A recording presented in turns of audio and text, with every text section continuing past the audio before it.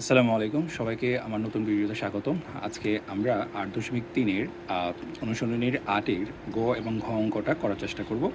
আমার ভিডিও যদি আপনাদের ভালো লাগে তাহলে আমার পাশে থাকবেন, আমাকে সাবস্ক্রাইব করে রাখবেন এবং হচ্ছে আমার লাইক দিয়ে এবং বন্ধুদের কাছে আমার ভিডিওটা শেয়ার করতে পারেন। ধন্যবাদ। তো শুরু করা যাচ্ছে। আমাদের যে এই অংশটুকু আমরা গত ক্লাসে করেছিলাম ক এবং খ, আমরা দেখব যে প্রথমে আমরা বাম পক্ষ লিখে দিব। কি বলা আছে এখানে? আমাদের এখানে বলা আছে সাইন স্কোয়ার π/7। তারপরে বলা আছে এখানে আমাদের সাইন স্কোয়ার আমাদের এখানে 5π/14। তারপরে দেওয়া আছে এখানে আমাদের সাইন স্কোয়ার 8π/7। তারপরে দেওয়া আছে এখানে আমাদের সাইন স্কোয়ার 9π/14। তো এই অঙ্কটা সমাধান করার জন্য আমাকে কী করতে হবে? আমরা প্রথমে বলেছিলাম কালকে, তারপর আমি আবারও বলছি অঙ্কটার মধ্যে যে আমাদের কি করতে হবে এখানে? আমাদের দেখতে হবে যে নিচে কী সংখ্যা আছে এবং উপরে কী সংখ্যা আছে। দেখা যাচ্ছে আমাদের নিচে যে সংখ্যাটা আছে সেটা হচ্ছে 14 এবং উপরে যে সংখ্যাটা আছে সেটা হচ্ছে কি আমাদের 5। তো দেখা যায় যে 14 হচ্ছে, 14কে যদি আমরা হাফ করি দ্যাট মিনস 7, ঠিক না? অর্ধেক যদি করি তাহলে 7 হচ্ছে। এই 7-এর থেকেও কী আছে? আমাদের 5 কম আছে। তো আমরা জানি যদি আমরা কোনো এক নিচে যে সংখ্যাটা আছে তাকে যদি আমরা হাফ করি দ্যাট মিনস আমরা লিখতে পারবো π/2। যেহেতু এখানে π/2 মানে হাফ করার পরেও হাফ থেকেও কম আছে। কত কম আছে? 7 থেকে 2 কম আছে। আমরা এখান থেকে লিখে দেব 2π/14। আশা করি আমরা এটা বুঝতে পেরেছি। এটাই হচ্ছে আমাদের মূল চাবিকাঠি অঙ্কটা সমাধান করার জন্য। আমাদের এখানে সাইন স্কোয়ার, আমরা সাইন স্কোয়ারে লিখে দিলাম। আশা করি বুঝতে পেরেছি। তারপরে যে অংশটুকু আছে এখানে যে 7 আছে, 7-এর কত গুণ? 7-এ হচ্ছে এখানে 8 আছে। 7 এবং 8-এর মধ্যে পার্থক্য কত হচ্ছে? 7 এবং 8-এর মধ্যে পার্থক্য হচ্ছে 1। এবং 7টা হচ্ছে কি? 7কে আমরা 1 দ্বারা গুণ করলে 7 একে 7 প্লাস হচ্ছে কি আমাদের 1।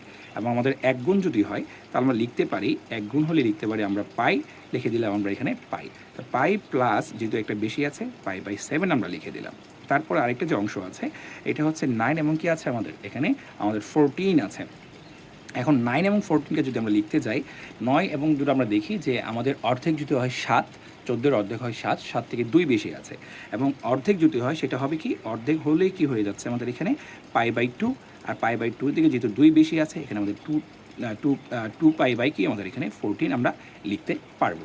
তো এই অঙ্কটা এখন আমরা কি করব? আমরা এখন দেখব যে আমাদের কোনো ত্রিকোণমিতিক অনুপাত কোনো পরিবর্তন হচ্ছে কিনা বা অন্য কোনো কিছু পরিবর্তন হচ্ছে কিনা। দেখা যাচ্ছে এখানে আমাদের কি আছে? মনে মনে একটা 1 আছে। আমরা জানি আমাদের যে সূত্র আছে সেই সূত্র কি বলে?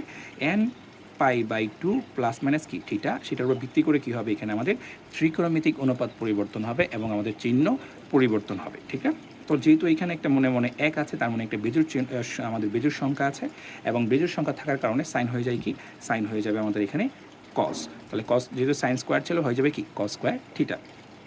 আর যেটা ছিল আমাদের এখানে সেটাই আমাদের এখানে আমাদের থিটার যে মানটা সেটা এখানে বসে যাবে। এখন লক্ষণীয় হচ্ছে সেটা কোন চতুর্ভাগের মধ্যে আছে। তো লক্ষ্য করা যাচ্ছে এখানে π/2 দ্যাট মিনস 90 ডিগ্রি থেকে সেটা কী আছে?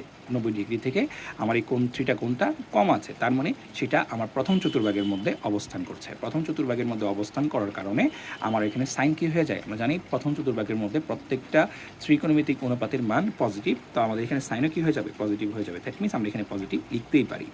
আচ্ছা, তার পরবর্তী যে অংশটুকু আছে সেটা আমরা লেখার জন্য এখানে সাইন স্কোয়ার দেওয়া আছে। এখানে বলা আছে পাই প্লাস কত? π/7। পাই প্লাস বলতে হচ্ছে সেটা এখানে যদি 180 হয় তার মানে কি 180 প্লাস সামথিং, দ্যাট মিনস কি আমাদের এখানে চলে আসে। তার মানে সেটা তৃতীয় চতুর্ভাগের মধ্যে আছে। আর তৃতীয় চতুর্ভাগ থাকার কারণে সেখানে সাইন কী হয়ে যাবে? সাইন হয়ে যাবে মাইনাস। তো আমরা এখানে মাইনাস চিহ্নটা দিয়ে দিলাম।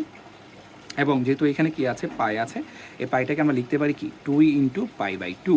তাহলে এই 2 তো কাটাকাটি যদি পাই থাকে তাহলে মানে বোঝাই যাচ্ছে সেটা কী হবে না? আমাদের এখানে জোড় থাকার কারণে এখানে আমাদের কী হবে না? এখানে যে জোড় থাকার কারণ মানে এখানে 2 আছে, তো জোড় থাকার কারণে আমার এখানে সাইন স্কোয়ারের মান, সাইন স্কোয়ারটাই পরিবর্তন হবে না, অর্থাৎ সাইন স্কোয়ারই থেকে যাবে।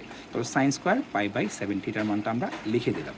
তার পরবর্তীতে আছে, তার পরবর্তী যে অংশটুকু আছে বলা আছে সাইন স্কোয়ার কী বলা আছে? সাইন স্কোয়ার π/2 আর প্লাস হচ্ছে কি এখানে আমাদের 2π/14 দেওয়া আছে। তাহলে এখানে আমাদের 90 ডিগ্রি প্লাস কি আছে? 90 ডিগ্রি প্লাস সামথিং আছে, মানে থিটা কোণ আছে। 90 ডিগ্রি প্লাস থিটা কোণ মানে হচ্ছে যে 90 ডিগ্রি হচ্ছে আমাদের এইটা, সেই 90 ডিগ্রি প্লাস থিটা কোণ বলতে বোঝাচ্ছে সেটা এই চতুর্ভাগের মধ্যেই অবস্থান করছে এবং এই চতুর্ভাগের মধ্যে অবস্থান করলে সাইনের চিহ্নের কোনো পরিবর্তন হবে না, সাইন কি? সাইনই থেকে যাবে।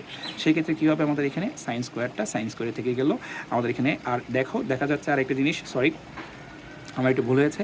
এখানে আমাদের কি আছে, মনে মনে একটা এক আছে, তাহলে এখানে আমাদের ওয়ান বিজোড় আছে, আর বিজোড় থাকলে কী হয়ে যাবে, সেটা আমাদের কজ হয়ে যাবে। তাহলে এখানে কজ স্কোয়ার কী হবে, 2π/14 হয়ে যাবে। আশা করি আমরা এটা বুঝতে পেরেছি।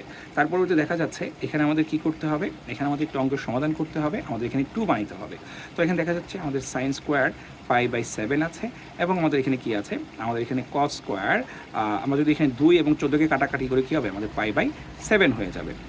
এখানে লক্ষ্য করে দেখি আমাদের এখানে হোল স্কোয়ার মানে স্কোয়ার থাকার কারণে আমরা এটাকে লিখতে পারি এরকমভাবে π/7। দ্যাট মিনস কি আমাদের এখানে হোল স্কোয়ারটা লিখতে পারি। এই হোল স্কোয়ার লেখার কারণে আমাদের এখানে কি হয়ে যাবে, কজ স্কোয়ার সেম এখানে হচ্ছে কি 2 আছে, এখন 14 আছে, দ্যাট মিনস আমি 2 দিয়ে কাটাকাটি করতে পারি, তাহলে π/7 হয়ে যাবে। তাহলে এখানে আমাদের কি আছে, সাইন স্কোয়ার π/7 প্লাস হচ্ছে কস স্কোয়ার π/7, আর হচ্ছে আমাদের এখানে যদি স্কোয়ারটা করে দিই তাহলে এখানে মাইনাস মাইনাসে প্লাস হয়ে যাবে, তাহলে এখানে আমাদের কী হয়ে যাবে, সাইন স্কোয়ার π/7 হয়ে যাবে, এবং আমাদের এখানে কস স্কোয়ার কী হয়ে যাবে, π/7 হয়ে যাবে। আমরা আশা করি জিনিসটা বুঝতে পেরেছি। তাহলে আমরা লক্ষ্য করতে পারছি যে এখানে সাইন স্কোয়ার π/7 এবং সাইন স্কোয়ার π/7 দুটো মিলে কী হয়ে যাচ্ছে, দুটো মিলে এখানে হয়ে যাচ্ছে, বা আমরা এখানে দুইটা কমন নিতে পারি, সাইন স্কোয়ার π/7 সাইন স্কোয়ার π/7, তাহলে এখানে 2 সাইন স্কোয়ার π/7 এবং হচ্ছে কি আমাদের লাস্ট 2 কস স্কোয়ার π/7। আচ্ছা, তো আমরা এখানে 2 কমন নিতে পারি, তাহলে কি হচ্ছে এখানে সাইন স্কোয়ার π/7 প্লাস এখানে আমাদের কস স্কোয়ার π/7। আমরা জানি sine square theta plus cos square theta equal to 1 হয়, তাহলে এখানে 2 × 1 ইকুয়াল টু কত, 2, আর সেটাই হচ্ছে কি আমাদের এখানে রাইট হ্যান্ড সাইড।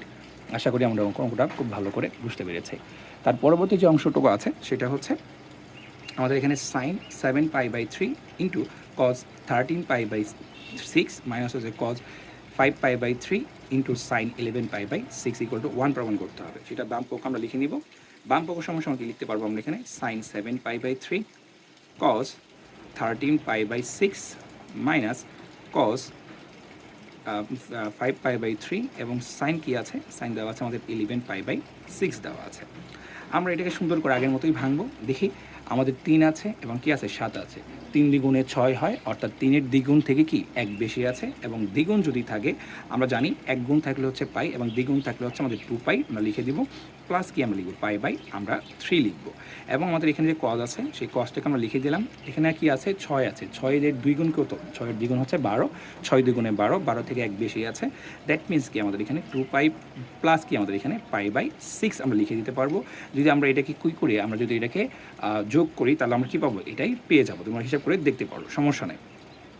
তার পরবর্তী যে অংশটুকু আছে কজ 5π/3 দেওয়া আছে, সেই 5π/3টাকে আমরা লিখতে পারি 3-এর দ্বিগুণ থেকে কি আছে, কম আছে, তাহলে আমরা এখানে লিখতে পারি মানে 6 থেকে 1 কম আছে, তাহলে আমাদের 2π মাইনাস π/3 লিখতে পারি। তাহলে আমরা এটা হিসাব করলে এটা পাবো। এবং লাস্ট বাট নট লিস্ট আমাদের সাইন দেওয়া আছে কি, আমাদের 6 দেওয়া আছে এবং কে দেওয়া আছে, 11 দেওয়া আছে।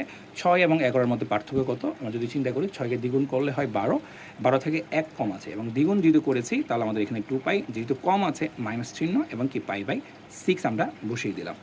তো এখন আমরা চিহ্ন পরিবর্তন করব, এবং আমরা সেই একই সূত্র প্রয়োগ করে আমরা কি করব, এখানে অবস্থার পরিবর্তন, ত্রিকোণমিতিক অনুপাত পরিবর্তন করতে হলে সেটা করব, এবং না হলে আমাদের চিহ্নের পরিবর্তন হলে সেটা চিহ্নের পরিবর্তন আমরা করব। যদি লক্ষ্য করি এখানে 2π দেওয়া আছে, তার মানে জোড় আছে, এখানে আমাদের সাইনই থেকে যাবে, সাইনের কোনো পরিবর্তন হবে না, দ্যাট মিনস আমাদের সাইন এখানে থেকে গেল। কিন্তু আমাদের এখানে 2π মানে কি, 2π মানে বোঝাচ্ছে এখানে আমাদের 2π বলতে হচ্ছে আমাদের এখানে 360-এর প্লাস হচ্ছে কি সামথিং, দ্যাট মিনস কি 360 মানে 60 ডিগ্রি, তার মানে আমাদের প্রথম চতুর্ভাগের মধ্যে আছে, আর প্রথম চতুর্ভাগের মধ্যে আমাদের সাইন পজিটিভ, দ্যাট মিনস কি আমাদের এখানে পজিটিভই থেকে যাবে, চিহ্নের কোনো পরিবর্তন হবে না। ইন্টু আমরা যদি এটা লক্ষ্য করি কজ দেওয়া আছে, কজ কি দেওয়া আছে আমাদের এখানে 2π প্লাস কি দেওয়া আছে π/6, অর্থাৎ 2π মানে 360 প্লাস কি দেওয়া আছে 30 ডিগ্রি দেওয়া আছে, তার মানে সেটাও কি প্রথম চতুর্ভাগের মধ্যে অবস্থান করছে, এবং প্রথম চতুর্ভাগের মধ্যে অবস্থান করলে চিহ্নের কোনো পরিবর্তন হবে না। এবং এখানে 2 যেহেতু আছে তার মানে কি জোড় আছে, সেই জোড়ের জন্য সেটা কি হবে না, আমাদের এখানে মানেরও কোনো কি হবে না, মানে ত্রিকোণমিতিক অনুপাতেরও কোনো পরিবর্তন হবে না।